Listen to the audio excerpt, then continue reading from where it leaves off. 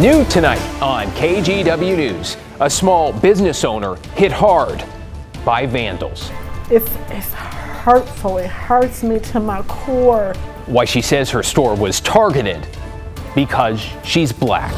Then police nab a thief suspected in a string of similar break-ins. How investigators caught up with the man they say stole the keys to roughly 100 cars. Plus, if something hasn't opened the window to where we are right now, this probably should. The case firefighters say should be a wake-up call to the drug infiltrating our streets. Then later, Portland's music scene is about to get a whole lot bigger. Very exciting. I think that it's a great venue to host concerts. So get set for the show as live music returns to Providence Park. Thanks for joining us on this Monday. I'm David Molko. We begin tonight with Portland area businesses fed up with crime, the financial and physical toll it takes, and that disconcerting feeling that it will not end. We'll take a look at the longtime sports bar closing its doors for good, the local produce company whose owner was beaten up for trying to defend his property. But we start at the black-owned wig shop where the owner believes she was targeted because of her race. Catherine Cook shows us the damage in Rockwood tonight. Ooh, thank you, Queen. Smoking.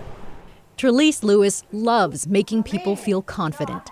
It's why she opened Callie's Custom Hat Wigs in Rockwood. It's on 185th between Stark and Burnside. A power of a good wig, honey. You can never, you can never go wrong with the power of a good wig. She believes hers is the only black-owned wig store in the Northwest. She named it after her late mother, Callie, who taught her about wigs, and her daughter, who died before birth. It's why what happened here last week is so hurtful. And I walk up and I see my sign. It was around 2 a.m. Tuesday. Security video shows a masked man emptying a can of black spray paint on Trelise's storefront. They sprayed over the picture of her mom's face and darkened out the words "black owned." And I tell myself, don't break down, don't cry, hold it in, hold it in. But what I need people to understand is this is my mom's legacy. This is my daughter's legacy. So yes, it's spray paint, but it's like somebody washing them away all over again. And this is all I have. It was kind of obvious, especially since specific words were crossed out. Nat Giranuatana owns neighboring business The Other Side Nursery. He's frustrated knowing vandals have hit Trelise's property before. Last summer, someone wrote a racist word and smeared feces on the signpost. It was pretty hurtful. I mean, just stop. It really hurt me. I was like, what? Julie Randall is a regular customer. She's grateful this place is here. It's sad. It really saddens my heart when I hear of companies and businesses being vandalized, regardless if they're black, white, or what. They cleaned it up as best as they could. For Trelise, this is more than just a business. It's a chance to help others, often cancer patients who've lost their hair. Sometimes she shares wigs with people in need. For her, it doesn't take a lot of energy to be kind. It takes a lot of energy, to be that hateful. The hope is the community come together and help black businesses, brown businesses come together, to stop this racism, to stop this vandalism, because it's hard to recover. The owner filed a police report with Gresham Police, and they tell us they did receive it. Anyone with information should call them. Also, friends started a GoFundMe to support Trelise. But more than that, those who work in that neighborhood say what they want most is for people to simply know they're there and to support them by just dropping in. David. Yeah, great reminder, Catherine, of a small way we can all make a difference. Thanks so much, Catherine. Let's take you to Southeast Portland now, where the owner of the oldest sports bar in the city says crime is part of the reason he is now closing for good. This is Claudia's Sports Pub on Southeast Hawthorne. It's been in business for 65 years. They've hosted fans for some of the biggest sporting events in history, but by this time next week, no more cheering, no more beer, because that space is going to go quiet. It's been crime, it's been expenses, it's been, taxes, it's everything is just so expensive. It's hard to make any money, and you can only raise your prices so much. We can understand that. There's going to be a farewell celebration at Claudia's this Saturday. The next Monday, the 9th, is the day they close up shop. Martin says he hopes somebody else will take over the space and help keep that tradition alive. Well, meanwhile, another Portland business owner, yes, another one, is recovering tonight. This one who was attacked. He says he was trying to stop people from breaking into his car in the Central East Side. Alma McCarty talked to him from his hospital bed, where he's now crediting a police officer for saving his life. You know, I have a right to protect my property, I feel. And really, I should have just called the police. You know, I'm 63 now. I'm not what I used to be. David Ranella reflecting on the attack outside his business. He talked to me on the phone from inside his hospital room. They grabbed that bat away from me and then started clubbing me pretty much on the back because I was trying to get up and I couldn't get up. Every time I tried to get up, either I got kicked or hit with a baseball bat. Ranella says one of his attackers stuck a handgun in his face, demanding the keys. See all the dings here, and on the side right here, and up the side up here, they dinged it here, trying to get in. But they didn't get away with it. A PPB officer on patrol in the area found Ranella on the ground, surrounded by 2 armed people, pointing out the damage done to the car. Right there? Yeah, right here, up here.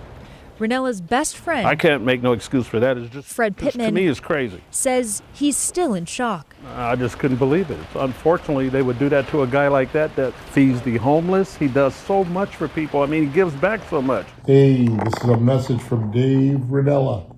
Monday afternoon from his hospital bed at Legacy Emmanuel, he updated close friends and customers.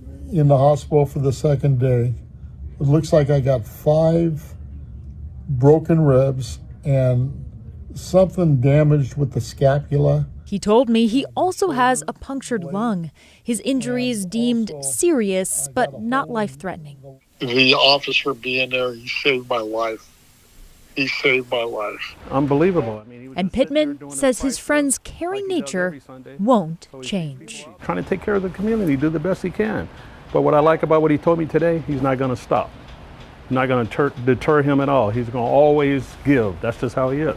As for the suspects, PPB says that 2 people were arrested on a series of carjacking charges. They say the major crimes team continues to investigate, and they encourage anyone with information who has not yet spoken to police to come forward. In Southeast Portland, Alma McCarty, KGW News.